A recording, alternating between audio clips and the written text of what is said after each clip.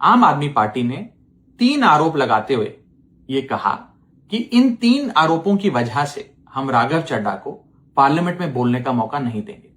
राघव चड्ढा के कल से मेरे खिलाफ एक स्क्रिप्टेड कैंपेन चलाया जा रहा है। सेम भाषा, सेम बातें, सेम आरोप। ये कोई कोइंसिडेंस नहीं बल्कि एक कोऑर्डिनेटेड अटैक है।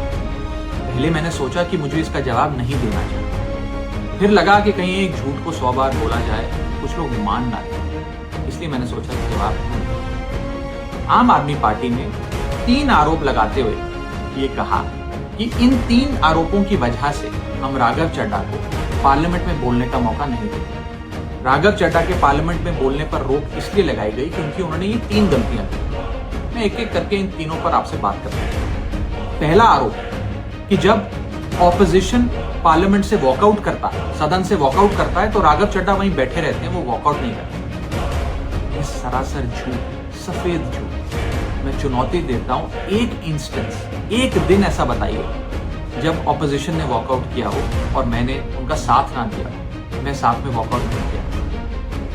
और पार्लियामेंट में तो हर जगह सीसीटीवी कैमरा है, आप सीसीटीवी कैमरा निकाल कर दिखा दीजिए, दूध का दूध और पानी का पानी हो जाए।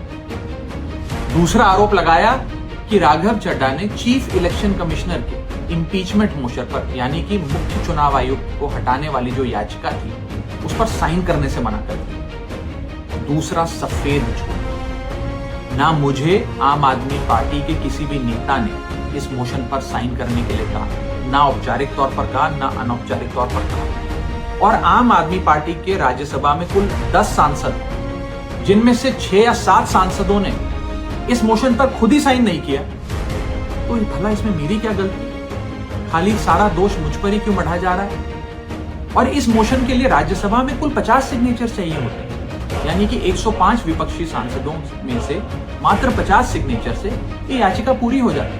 तो इतना शोर क्यों? और तीसरा आरोप जो मुझ पर लगाया गया वो ये था कि राघव चड्ढा डर गए और इसलिए वो बेकार मुद्दे उठाते। पहली बात मैं बता दूं कि मैं पार्लियामेंट में शोर मचाने, चीखने, चिल्लाने, माइक तोड़ने या गाली देने नहीं गया। मैं वहां पर जनता के मुद्दे उठाने गया हूं, लोगों की बात करने गया हूं। और मैंने कौन सा मुद्दा नहीं उठाया? मैंने जीएसटी से लेकर इनकम टैक्स की बात करी, पंजाब के पानी से लेकर दिल्ली की हवा का मुद्दा उठाया, हमारे सरकारी स्कूलों की हालत से लेकर कैसे पब्लिक हेल्थ केयर इंस्टीट्यूशंस को मजबूत किया जाए, इंडियन रेलवेज में जो पैसेंजर्स ट्रैवल करते हैं उनकी समस्याएं रखी, यहां तक कि मेंस्ट्रुअल हेल्थ, एक ऐसा मुद्दा जिसके बारे में लोग बात करने से कतराते हैं, वो बातें तक रखी। बेरोजगारी से लेकर महंगाई तक तमाम मुद्दे उठाए। आप मेरे 4 साल का पार्लियामेंट का ट्रैक रिकॉर्ड उठाकर देख लीजिए। और मैं पार्लियामेंट में इंपैक्ट क्रिएट करने गया हूं, मैं पार्लियामेंट में रकस क्रिएट करने नहीं गया। ये टैक्स पेयर के पैसे से जो पार्लियामेंट चलती है, उस टैक्स पेयर के मुद्दे उठाने में पार्लियामेंट में गया हूं।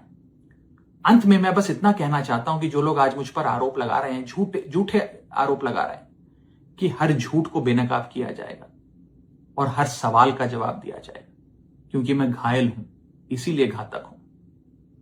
जय हिंद।